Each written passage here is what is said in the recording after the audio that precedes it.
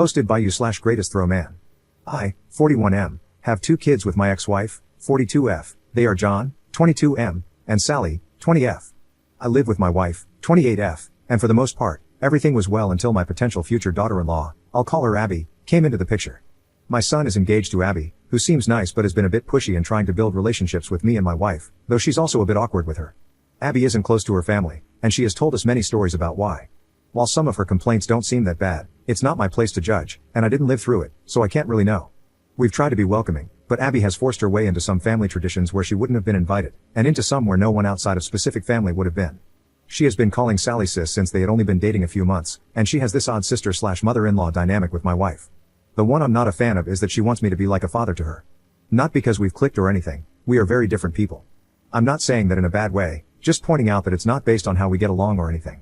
My kids and I have a tradition when they come over where we have a private catch-up in my office/study before they leave. This is now even more important to them because, while they both get along well with my wife, they don't yet want to have personal conversations around her. Abby asked if we could talk, and after I explained the tradition, John later asked if I could do it, saying she had never had a caring conversation with her dad. We compromised by not including her in the tradition, but I did join the 2 of them for coffee and let her talk. Then she started calling me dad, and they weren't even engaged yet. John pulled me aside and begged me to let her do that, explaining that I had always been the father she wanted, right in front of her. He said she just wanted that, and told me she cried watching me and Sally interact, wishing she could experience a father/daughter bond like that. I didn't like it, but I did feel bad, so fine, I gave her that. Now, she wants me to walk her down the aisle and do the father/daughter dance. I don't want to walk her down the aisle, and I walk with a cane, so dancing is hard. At my own wedding, I only danced twice. John is begging me to do one, preferably the aisle. They came over on Sunday, and John and I were talking. I thought it was a good time to address the situation when Abby walked in without knocking, asking if he had told me yet. I asked, told me what? John said she wanted me to mention having a second daughter now in my speech and say how I loved her. I just looked at him. She then asked if I would walk and dance with Sally at the wedding, and I said, of course. To which she yelled, I'm your daughter too, and I responded that it will never be the same, Sally is my actual daughter. I tried to explain that I would talk about her being a happy addition to the family and how much I love how happy she makes John, which I thought was a good compromise, but she started crying. John apologized, and they left. He called me when they got home, nearly begging me to agree. Am I wrong because I won't lie and say I love her or that she's my daughter? Update 1 month later. I had planned to write this sooner, but life got in the way in a couple of really good ways. However, since people were helpful and asked for updates, and I have a surprise-free day, here it goes. On Mother's Day, my kids and their partners went to visit my ex-wife. It turns out my ex-wife and Abby are a lot closer than I realized. Abby calls her mom, which is part of where all this is coming from. Apparently, my ex has been encouraging it. During their Mother's Day conversation about the wedding, whenever Abby referred to me, it was as dad.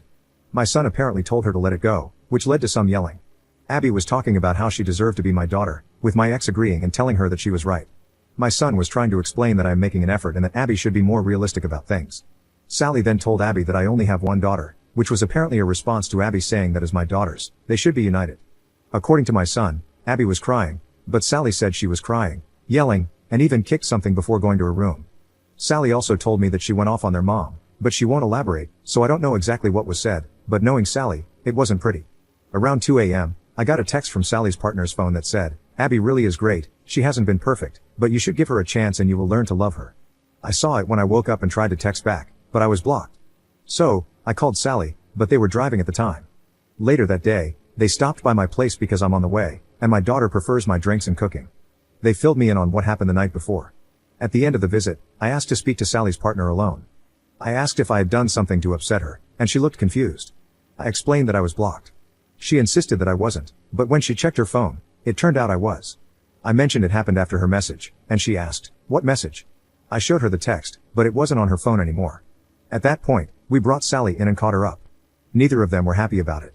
A couple of days later, John and Abby dropped by unannounced, not something we really do in this family, but okay, fine. I had made salmon, which doesn't take long to cook, so I prepared 2 more. My wife served while I made drinks. The entire night was Abby trying to bring up the wedding, with John repeatedly trying to change the subject, but Abby wouldn't let it go. We were discussing logistics, as I'm helping them get some good deals through professional contacts I have, when Abby finally said, so I was talking to Mom, and she said that you can walk me down the aisle and she'll do the dance, or you can dance and she'll walk. It's your call, but you need to choose soon. I reiterated that I couldn't dance. She tried to argue that I had danced a little at my wedding, but I made it clear that was different, and that I didn't feel comfortable walking her down the aisle. She got upset and said, Mom loves me, why can't you? I felt bad, but I couldn't lie. I pointed out that she had John, my ex-wife, and all their friends, all people who loved her. She replied, but other than ex-wife's name, those aren't my parents. To which I said, neither am I. She became very emotional, so my wife and I gave them a few minutes alone. Later, when my son and I were alone, he looked exhausted. He explained that after Mother's Day, Abby had called Sally and kept insisting that they were both my daughters, saying I didn't get to be close with one but not both, and that it was them against me. At that point, Sally cried havoc and let slip the dogs of war. Things were said, grievances were aired, and John had to hang up before it escalated further. Abby was shaken, but now there was a new problem. She had convinced herself that I didn't really mean what I had been saying and that I was only doing it for Sally. John assured me that he would handle it. He didn't handle it.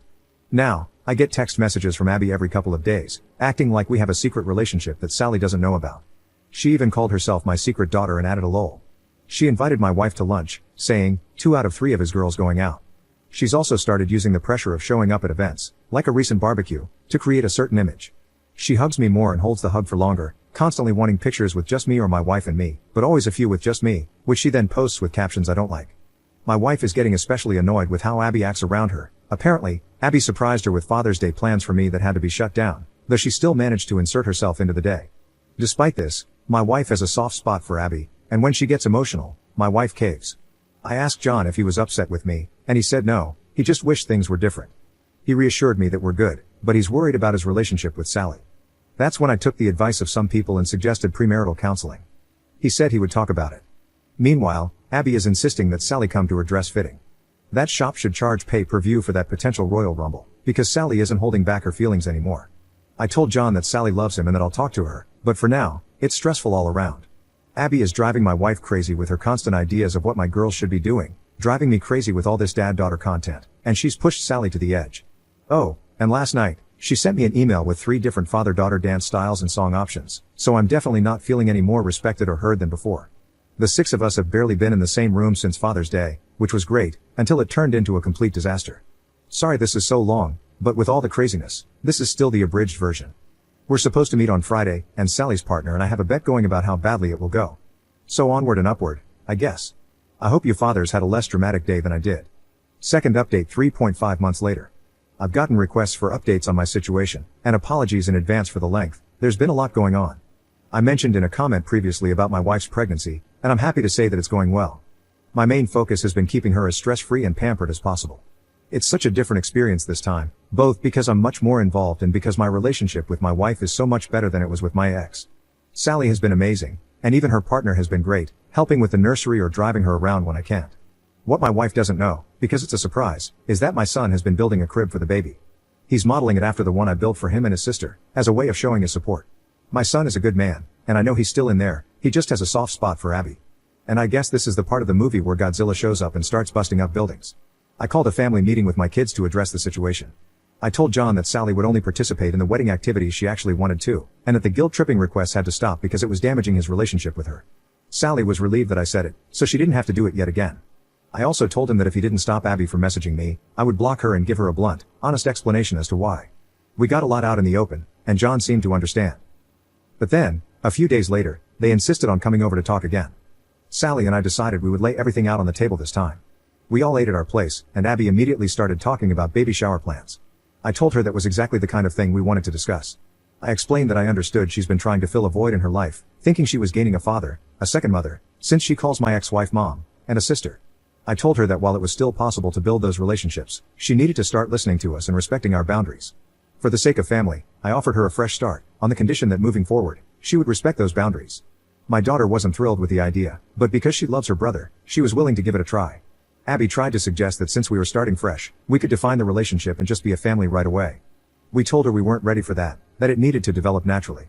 She got upset, pointing out that I'm closer with my daughter's partner, which is true, but that's simply because we get along. She felt she deserved the same closeness for trying so hard. My daughter responded by saying that trying things we actually want would be more effective. That's when Abby ran to our bathroom, and John followed her. After a while, I checked on them and overheard her repeating, "This is not what I wanted." My wife, daughter, and her partner went out to the patio to give them privacy and salvage the night. After a bit, I got a text saying they had just left. I checked in with John the next day, and he said they talked more at home, and Abby understood. For a couple of weeks, things were good. The excessive text stopped, except for the occasional wedding question since the date was getting closer. She stopped pushing herself on my wife and Sally, and we assumed she was involving us less in wedding planning out of respect.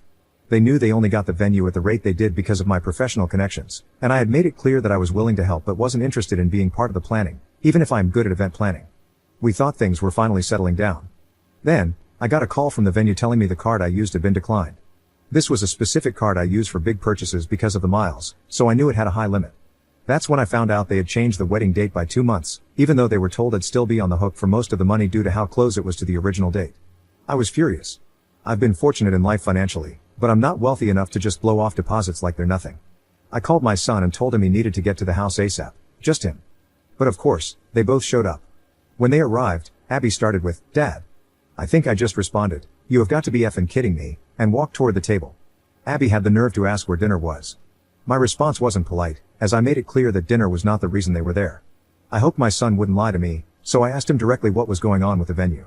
Abby started diving into wedding details, but my son cut her off, explaining that they postponed the wedding because my ex-wife was unavailable due to surgery. He hadn't told me because he was trying to put together the money to cover the lost deposit himself and had just reached out to guests to inform them of the change. And that's when Abby chimed in with, "We have extra time to work on our dance." As this was happening, my wife came home. I was walking her toward the bedroom when Abby made her comment about extra time to work on our dance. With my pregnant wife by my side, I calmly said something like, "I have different feelings about that and will elaborate further shortly." I got my wife settled, gave her some water, turned on her favorite songs, and headed back to the table. That's when I let loose. I said something along the lines of, "You are out of your effing mind. Have you even been listening?" I made it clear that I was done with this nonsense, and we all were.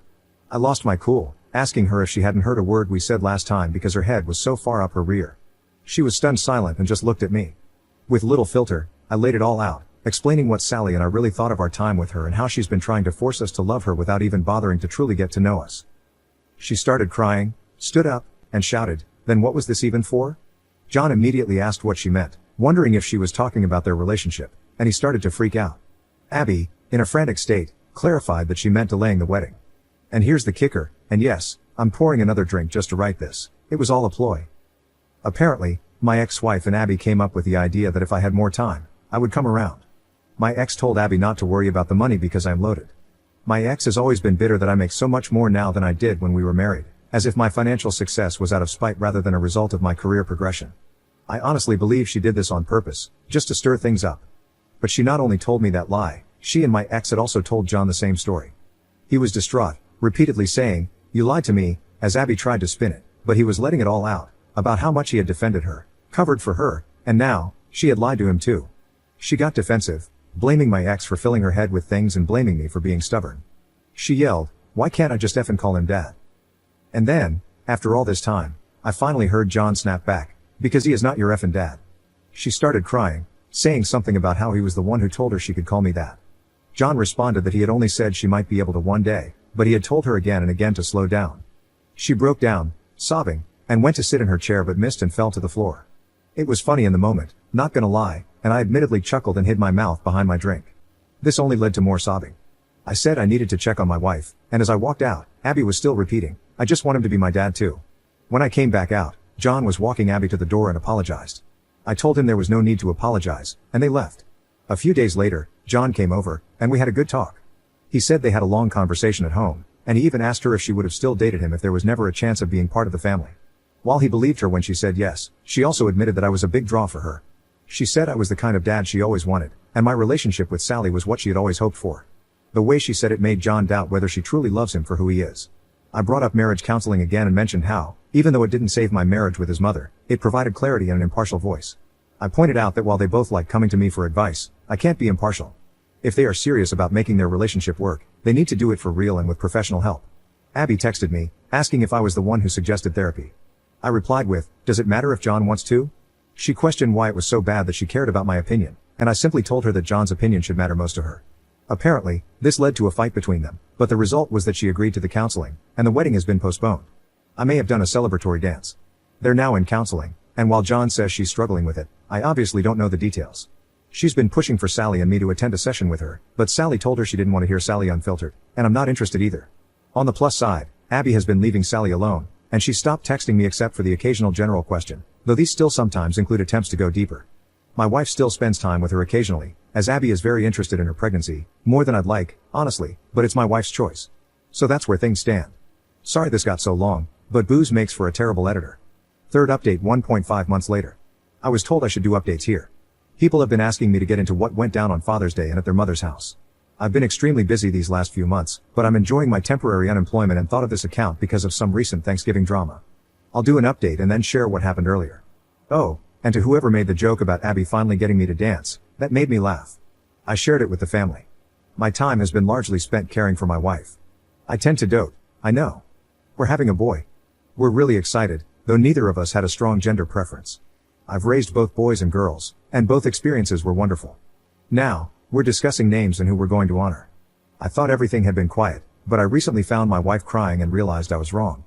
Given how busy I've been with work, and with my wife knowing I'd be free again once this month started, she had kept something to herself. Apparently, Abby has been pushing for one Thanksgiving this year. Things had been quiet with Abby. My son said the wedding blowing up woke her up and that therapy had been helping, but then this happened. My understanding is that while John has been talking less with his mother because of everything that happened, Abby has done the opposite. From what my wife told me, Abby dropped by one day with my ex-wife. My wife intensely dislikes my ex-wife because of the lies she spread about our first marriage ending due to infidelity with her. There was no infidelity, and the linear nature of time makes it impossible for us to have slept together back then. Before anyone asks, my ex-wife doesn't actually believe there was infidelity. I could get into that, but I'm sure I'd sound biased. Anyway, my wife looked at our camera app, saw who it was, and called my daughter. Apparently, the two of them had been keeping this from me because I was working 18-hour days, and they didn't want me dealing with anything else. I wish they hadn't done that, but I appreciate the thought. I'm really lucky to have such caring people around me. My daughter called her mom and said something that made them leave in a hurry. She won't tell me what it was, but she smiles when I ask. I called John, but he was dealing with some hard work news, so I just focused on being there for him and left the other matter alone. The next day, Abby came back, this time alone. My wife saw it was her and asked through the door what she wanted. Abby said she wanted to apologize. My wife let her in, she's too nice, and after a pleasant talk, Abby asked about the whole family getting together for Thanksgiving. My wife said, of course, assuming that was already the plan. A couple of days later, in our group chat, we were discussing details, who's bringing what, and Abby asked what else was needed. I said John had already committed, and she asked, what about ex-wife's name? What should she bring? In all the time I've known Abby, she's never made an intentional joke that funny. So I asked what she was talking about. She mentioned the whole family comment. My daughter and I both asked what made her think we counted my ex-wife as family. She actually replied, she is my family. I don't have a dad who wants me, just a mom, and my mom deserves to be with family on Thanksgiving. Sally replied, well, we'll miss you and John then. Abby asked how she could say that. Sally asked how Abby could be so stupid. John said not to call her stupid, and I agreed, that was fair, but I pointed out there was no real way Abby thought my wife meant my ex-wife when she said family. At this point, my wife had filled me in. And then, this is so stupid, Jesus Christ, she used my son's phone to add my ex-wife to the group chat. My ex-wife then thanked us for the invitation and asked what she could bring. As I was typing a reply, my daughter beat me to it and asked what my ex-wife thought she was doing. She made it clear that my ex-wife knew she wasn't welcome, but said it much less politely. My wife added, you couldn't have thought she was included when I said family. Abby responded that my ex-wife wasn't coming as my family but as hers. Sally let her mom have it. She already doesn't talk to her much and said if my ex-wife was there, then she wouldn't be. I clarified that there was never a chance my ex-wife was coming and added that I understood Abby and John wanting to go to their mom's house so she wouldn't be alone. John typed, plans not definite, we'll let you know. He later told me he wasn't going to his mom's place but wanted to tell Abby first. All I can think about is Abby's comment about not having a dad who wants her. It means she's still thinking about me as a dad, I believe, just a negligent one. I mentioned that to my son, and he said he noticed it too. He had even brought it up in therapy because family is such a frequent topic, though I don't know the details. Wow, I thought this would be brief, but it was a lot. I'll share the crazy stories later if there are people reading this who want me to. I don't know how posting here works in terms of visibility, but it feels good to get this out.